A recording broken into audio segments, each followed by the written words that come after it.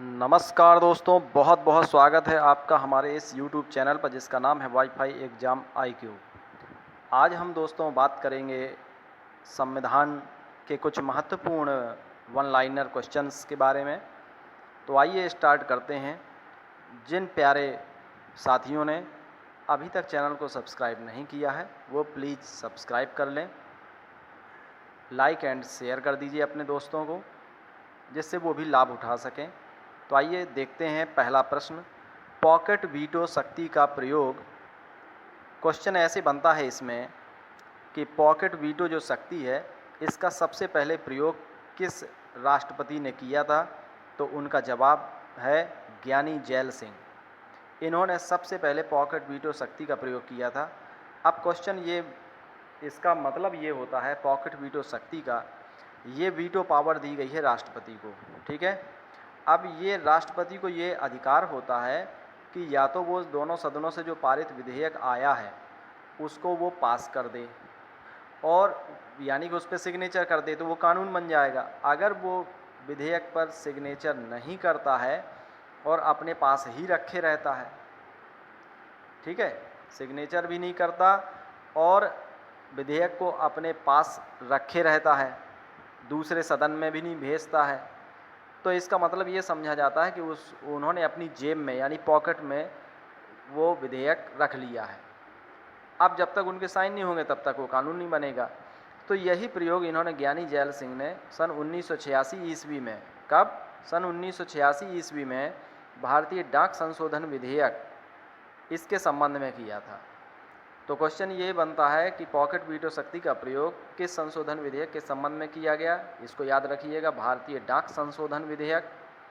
किस राष्ट्रपति ने किया, राष्ट्रपति ज्ञानी जैल सिंह ने। कब किया, 1986 ईस्वी में, ठीक है। आप समझ गए होंगे, मैं उम्मीद करता हूँ आपको अच्छी तरह से ये पॉकेट वीटो समझ में आ गया होगा। अगला प्रश्न हम लेते हैं कि सरकारी विधेयक और गैर सरकारी विधेयक क्या होते हैं। सरकारी और गैर सरकारी बिल क्या होते हैं। जब बिल किसी मंत्री के द्वारा पेश किया जाता है, कोई जब मंत्री पेश करता है तो उसे कहते हैं सरकारी विधेयक, और जब संसद का कोई अन्य सदस्य उसे पेश करता है तो उसे कहते हैं गैर सरकारी विधेयक। ओके, आगे बढ़ते हैं। राष्ट्रपति की जो आपातकालीन उद्घोषणा की स्वीकृति, राष्ट्रपति को आपातकालीन उद्घोषणा कौन करता है, राष्ट्रपति। चाहे वो 352 वाली 352 की आपातकाल हो, चाहे 356 की हो या 360 वित्तीय आपातकाल हो, तो तीनों प्रकार के आपातकाल की उद्घोषणा करता है राष्ट्रपति। अब उद्घोषणा तो कर देता है लेकिन दोनों सदनों के द्वारा उसकी स्वीकृति अनिवार्य है।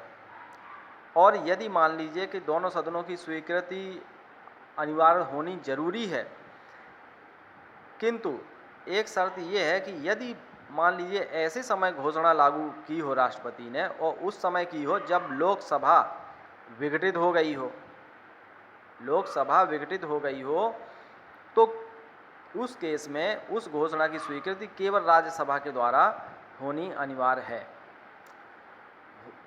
तो आप समझ गए होंगे, आपातकालीन उद्घोषणा की स्वीकृति, क्वेश्चन आए कि दोनों सदनों के द्वारा अनिवार्य है, लोकसभा और राज्यसभा दोनों के द्वारा, लेकिन उस समय की स्थिति जब लोकसभा विघटित हो गई हो तब उस घोषणा की स्वीकृति राज्यसभा भर से काम चल जाएगा। ओके, आगे बढ़िए। संविधान संशोधन जो होता है अनुच्छेद 368 के तहत, अनुच्छेद 368 में संविधान संशोधन प्रक्रिया के बारे में वर्णन लिखा हुआ है। उसमें केवल लोकसभा को विशेषाधिकार प्राप्त नहीं है, उसमें लोकसभा और राज्यसभा दोनों को ही समान अधिकार प्राप्त है। याद रखिएगा, अगर क्वेश्चन ऐसे बनता है कहीं विकल्प में ये आ जाता है संविधान संशोधन विधेयक में लोकसभा को राज्यसभा से अधिक अधिकार है, तो वो स्टेटमेंट गलत हो जाएगा, क्योंकि यहाँ इन दोनों को समान अधिकार दिए गए हैं संविधान संशोधन के संबंध में। आगे बढ़ते हैं। जो देखिए, उच्च सदन होता है वो राज्यसभा होता है और निम्न सदन लोकसभा होता है। अब लोकसभा का सर्वप्रथम गठन कब हुआ था, ये क्वेश्चन बहुत आता है। 3 अप्रैल 1952 ईस्वी को प्रथम लोकसभा का गठन, इसका भी 1952 में हुआ था, लेकिन ये डेट इसकी 17 अप्रैल है। तो 3 अप्रैल और 17 अप्रैल में 14 दिन का अंतर है, याद रखिएगा। 3 अप्रैल और 17 अप्रैल। तो 3 अप्रैल सबसे पहले राज्यसभा का गठन हुआ, फिर इसके बाद लोकसभा का गठन हुआ, क्योंकि राज्यसभा उच्च सदन है। आगे देखिए, राज्यसभा का जो सभापति होता है, और सभापति आप जानते हो कौन होता है? उपराष्ट्रपति। ठीक है। राज्यसभा का सभापति जो होता है उसके लिए कहा गया है कि धन विधेयक के संबंध में निर्णय का अधिकार नहीं है उसको, क्योंकि आप जानते हो धन विधेयक के संबंध में निर्णय का अधिकार किसके पास है? लोकसभा अध्यक्ष के पास। राज्यसभा सभापति के पास धन विधेयक के संबंध में निर्णय का अधिकार नहीं है, और सबसे पहले लोकसभा में ही धन विधेयक पेश किया जाता है। इसके बाद 14 उसके राज्यसभा की अनुमति के लिए भेज दिया जाता है, लेकिन राज्यसभा उसमें नगण्य है। राज्यसभा का उसमें कोई अधिकार विशेष रोल होता नहीं है। यदि वो 14 दिन के भीतर लोकसभा को वो पास करके नहीं भी भेजती है तो भी वो, ठीक है, अगर वो विधेयक, और राज्यसभा के जो सभापति होता है, इसको कहा गया है धन विधेयक के संबंध में निर्णय का अधिकार नहीं है, और दोनों सदनों की संयुक्त बैठक की अध्यक्षता भी नहीं करता। ये दोनों सदनों की जो संयुक्त बैठक होती है उसकी अध्यक्षता कौन करता है? जब दोनों सदनों में असहमति होती है तब संयुक्त बैठक का प्रावधान किया गया है। ठीक है, लेकिन अध्यक्षता कौन करता है? लोकसभा का अध्यक्ष। तो लोकसभा का अध्यक्ष ही संयुक्त बैठक करता है, और लोकसभा का अध्यक्ष ही धन विधेयक पारित करने का अधिकार लोकसभा अध्यक्ष को ही है। ठीक है, लोकसभा अध्यक्ष को ही धन विधेयक पेश करने का अधिकार है, राज्यसभा के सभापति को नहीं है। अब उपराष्ट्रपति के विषय में केस आता है कि ये राज्यसभा का पदेन सभापति होता है, और ये राज्यसभा का मेंबर नहीं होता है, केवल पद पे इसको बैठाया गया है, जबकि होता तो उपराष्ट्रपति है, लेकिन इसको केवल पद का सभापति बनाया गया है, और ये राज्यसभा का मेंबर नहीं है। और इसका उपराष्ट्रपति का कार्यकाल 5 साल का होता है, तो राज्यसभा के सभापति का कार्यकाल भी 5 साल होता है। ठीक है। उपसभापति के बारे में वर्णन आता है कि राज्यसभा का, देखिए, एक तो होता है सभापति और एक होता है उपसभापति। सभापति का कार्यकाल 5 साल और उपसभापति का कार्यकाल 6 साल। और ये उपसभापति जो होता है वो राज्यसभा का सदस्य होता है। राज्यसभा के जो सदस्य होते हैं अपने ही सदस्यों में से किसी एक को उपसभापति बना देते हैं। ठीक है। और जो उपराष्ट्रपति होता है वो होता है पदेन सभापति। इसके बाद आइए राष्ट्रपति के निर्वाचन के बारे में चर्चा करते हैं। तो ये देखिए, राष्ट्रपति के जो निर्वाचन है उसके बारे में वर्णन किया गया है अनुच्छेद 54 में। अनुच्छेद 54 में राष्ट्रपति के निर्वाचन के बारे में वर्णन है। अब निर्वाचन में निर्वाचक मंडल जो होता है इनका राष्ट्रपति का, उसमें कौन कौन लोग शामिल होते हैं, कौन कौन लोग वोट डालते हैं, तो देखते हैं। जो लोकसभा का सदस्य होता है, लोकसभा के सदस्य, राज्यसभा के सदस्य और राज्य विधानसभाओं के सदस्य, ये तीनों लोग राष्ट्रपति के निर्वाचन में शामिल होते हैं, यानी लोकसभा, राज्यसभा और राज्य विधानसभा। ठीक है, राज्य विधानसभाओं के सदस्य, केवल विधानसभाओं की, याद रखिएगा। इसके बाद आइए और अनुच्छेद 54 याद रखिएगा, राष्ट्रपति का निर्वाचन अनुच्छेद 54 में। क्वेश्चन ऐसे भी आता है, राष्ट्रपति का निर्वाचन किस अनुच्छेद में हो, वर्णन है उसका अनुच्छेद 54 में। उपराष्ट्रपति के निर्वाचन के बारे में किस अनुच्छेद में वर्णन है? अनुच्छेद 66। 66 मीन्स उपराष्ट्रपति, 66 उपराष्ट्रपति और 54 राष्ट्रपति। इसके बाद है उपराष्ट्रपति का जो निर्वाचन होता है उस निर्वाचक मंडल में कौन कौन शामिल होता है? लोकसभा के सदस्य और राज्यसभा के सदस्य, ये दोनों शामिल होते हैं। केवल ये वाले कैंसिल हो जाते हैं, राज्य विधानसभाओं के सदस्य। तो राज्य विधानसभाओं के जो सदस्य होते हैं वो राष्ट्रपति के निर्वाचक मंडल में शामिल होते हैं, और जबकि उपराष्ट्रपति के निर्वाचक मंडल में ये शामिल नहीं होते हैं। अनुच्छेद 368 में संविधान संशोधन प्रक्रिया का उल्लेख है। संशोधन विधेयक संसद के किसी भी सदन में पेश किया जा सकता है। अब देखिए, जो संशोधन विधेयक होता है, जो संशोधन विधेयक है वो संसद के किसी भी सदन में हम पेश कर सकते हैं, लेकिन प्रत्येक सदन में नियम क्या है? प्रत्येक सदन में जो कुल सदस्य संख्या के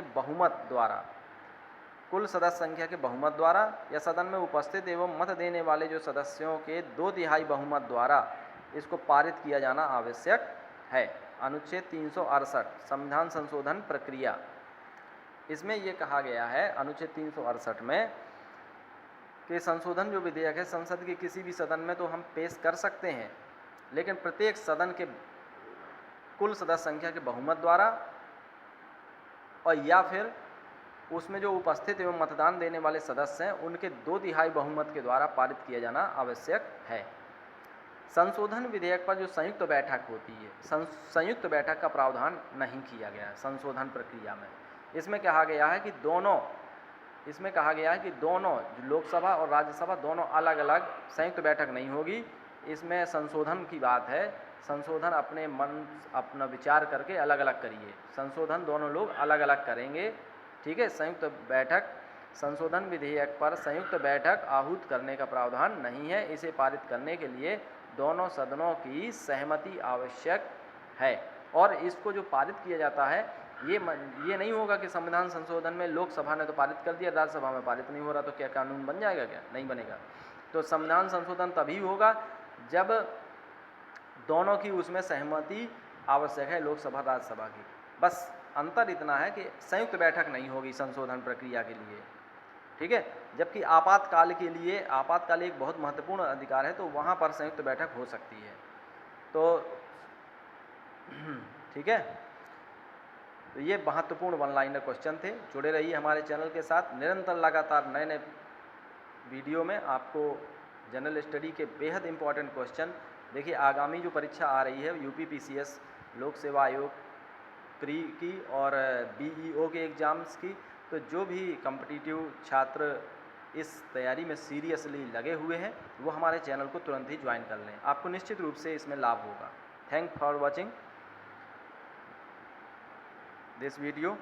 और लास्ट में हम एक बात और कहेंगे कि आप लोगों में से जो नए छात्र हैं जिन्होंने चैनल को सब्सक्राइब नहीं किया वो प्लीज़ सब्सक्राइब कर लें, जिससे आने वाला जो नोटिफिकेशन है ना वो उसकी नोटिफिकेशन आपको मिल जाती है। सब्सक्राइब करने का ये फ़ायदा है। चलिए।